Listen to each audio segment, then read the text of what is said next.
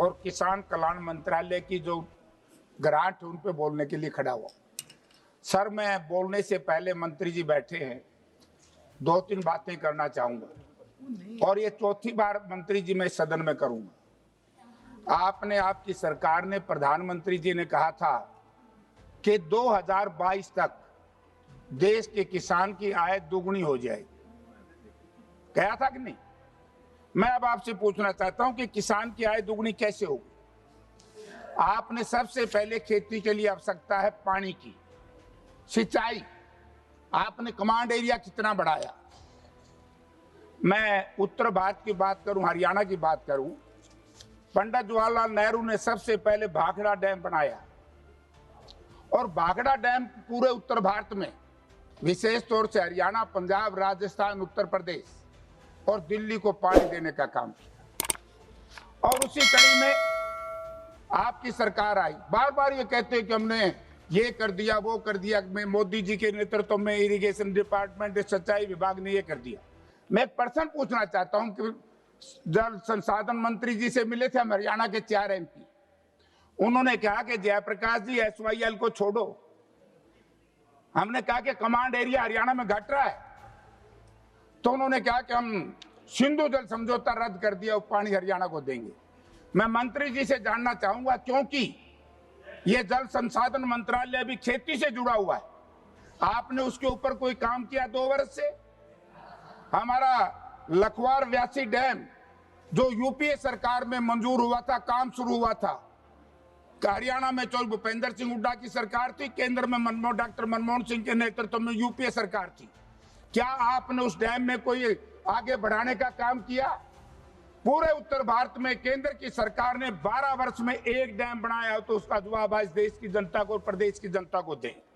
जब आपको पानी का प्रबंधन आपने नहीं किया, जो हरियाणा में हरियाणा की चर्चा करूं, जो आपका कमांड एरिया काडा जिसको कहते हैं, माइक्रो इरिगेशन कमांड एरिया में 2013 में 17,661 लाख करोड़ 61 लाख रुपए थे और आपने उसके बाद में कई 10 लाख, कई 5 लाख, कई 9 लाख, यानी कि काडा का पैसा कम कर दिया। जब आप सर ये बताइए, जो खेतों में जो नाले पक्के बनते हैं उनका बजट है आप नहीं दोगे, तो आप ये बताइए कि सिंचाई नहीं बढ़ेगी तो आय दुगनी कैसे होगी? तो एक तो मैं जानना चाहूंगा, डैम आपने एक नहीं बनाया, मैं इसकी निंदा करता हूं, आपने डैम बनाने चाहिए थे। लखवार व्यासी डैम के ऊपर कोई काम नहीं किया। दूसरी बात, इन्होंने कहा खेती आय कैसे बढ़ेगी, यानी कि एग्रीकल्चर रिसर्च के ऊपर आपने बजट कम कर दिया। अगर एग्रीकल्चर के ऊपर रिसर्च ना होगी, उत्तम बीज ना होंगे, और आप तो एक ऐसा सीड बिल लेकर के आए हो, उसमें किसान को अधिकार ही नहीं दिया कि मल्टीनेशनल कंपनी के लोग उसमें उसको बेचेंगे, किसान उसको अपने घर में पैदा करके बीज नहीं बेच पाएगा। आपने दाल मिशन की बात करी, उसमें आपने कुछ बजट नहीं दिया। और मेरे साथी ने प्रश्न पूछा था कृषि मंत्री जी से, सभापति महोदय 30 योजनाएं हैं, मैं नाम गिनाऊंगा तो मेरा समय पूरा हो जाएगा। 30 योजनाएं मैं मंत्री जी से जानना चाहूंगा, कोई धरातल पे काम कर रही है? आप बार बार ये कहते हो प्रधानमंत्री फसल बीमा योजना, मैंने पहले भी एक बार प्रश्न आपने किया था, मैं आज भी कह रहा हूं, ये प्रधानमंत्री फसल बीमा योजना, कृषि फसल बीमा योजना किसान का लाभ नहीं है सर, ये बीमा कंपनियों के लिए आपने बनाई है। बीमा कंपनी 80% पैसा बीमा कंपनी को जाता है, किसान को मिल ही नहीं रहा। हरियाणा प्रदेश में आपदा आई, बाढ़ से, जल भराव से हमारी फसलें बर्बाद हुई, हरियाणा प्रदेश की सरकार ने एक नया पैसा उन पीड़ित किसानों को देने का काम नहीं किया, क्योंकि जो क्षतिपूर्ति पोर्टल हरियाणा में बनाया था, जब किसान का खेत फसल बर्बाद हो रही थी, क्षतिपूर्ति पोर्टल इन्होंने बंद कर दिया। डिजास्टर मैनेजमेंट ने कहा कि हरियाणा सरकार ने हमें लिख करके नहीं दिया प्राकृतिक आपदा, तो किसान की आय सर कैसे दुगनी होगी? दूसरा MSP की बात, 730 किसानों ने सर अपनी शहादत दी थी और भारत के प्रधानमंत्री जी ने कहा था ये 3 कृषि कानून वापस लूंगा और हम MSP को कानून की गारंटी देंगे। MSP कानून तो है, लेकिन गारंटी क्यों नहीं दी जा रही? कई वर्ष हो गए, इतने वर्ष बीत जाने के बाद भी MSP को कानून की गारंटी नहीं दी। तो तीसरा सर मेरा आपसे प्रश्न है और बड़ा वाजिब है। हाई स्पीड जो हाइब्रिड बीज हैं, जब तक हम इनको नहीं उगाएंगे हमारी आय दुगनी कैसे होगी। और मेरा इसके बीच में एक सुझाव भी मैं देना चाहता हूं। वैसे तो कृषि मंत्री जी के बस की बात नहीं है, लेकिन आपके माध्यम से मैं भारत के प्रधानमंत्री जी से निवेदन करना चाहता हूं, यदि आप किसान के सच्चे हमदर्द है।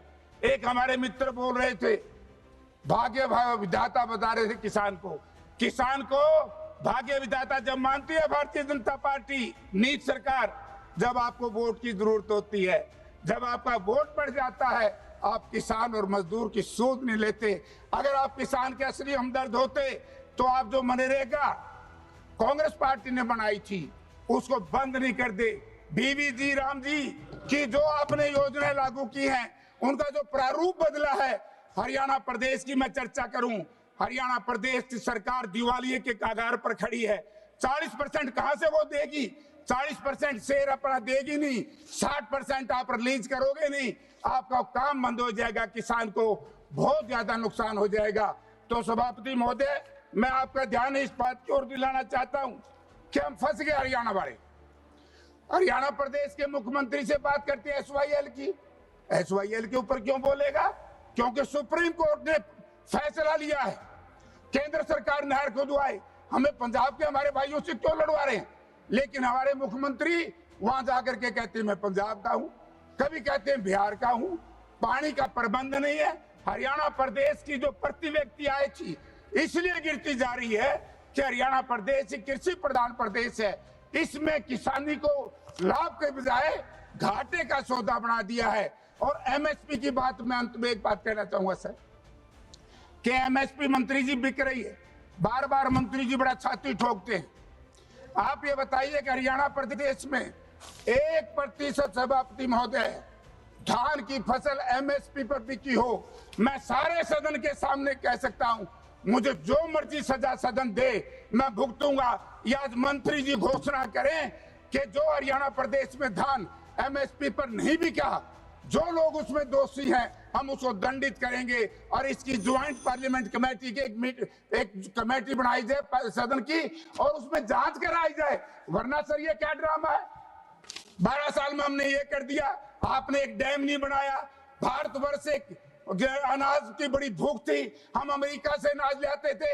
ये काम भी आदरणीय स्वर्गीय श्रीमती इंदिरा गांधी ग्रीन रेवोल्यूशन लाई, और जिन्होंने MSP चालू की, आज उसकी वजह से आज इस देश में अन्न पैदा हुआ है। आज दूध क्रांति जो आई है ये कांग्रेस पार्टी की देन है। भारतीय जनता पार्टी, ये बताइए, मैं मंत्री जी से जानना चाहता हूँ, डैम आपने नहीं बनाया, हरियाणा में हाइडल प्रोजेक्ट आपने नहीं बनाया, बिजली के लिए थर्मल पावर प्लांट आपने नहीं लगाया, उत्तम बीज के लिए आपने बजट नहीं दिया, रिसर्च आपकी कृषि के ऊपर बंद कर दी, जो एग्रीकल्चर इक्विपमेंट है उनके ऊपर आपने GST 18 से बड़ी मुश्किल से पास किया है। तो आप किसान के सबसे बड़े दुश्मन हैं। अंत में सर मैं एक बात कहना चाहूंगा, मैं कई दिन से देख रहा हूं, विकसित भारत का सपना जब पूरा होगा जब इस देश के किसान की आर्थिक हालत और मजदूर की माली हालत आप मजबूत करोगे। बहुत धन्यवाद। तो इसलिए मेरे सर एक जवाब आया है, देश की जनता को बताना चाहता हूँ। जल्दी देख जवाब है, सरकार विकसित भारत 2047 के विजन की प्राप्ति के लिए सचिवों के 10 अक्षेत्र समूह के माध्यम से राष्ट्रीय दीर्घकालिक अक्षेत्र रोड मैप तैयार कर रही है। सर कई वर्ष से सुन रहे कान हमारे बंद हो गए। विकसित भारत, आज तक तो रोड मैप भी तैयार नहीं है, तो आप विकसित भारत कहां से बनाओगे?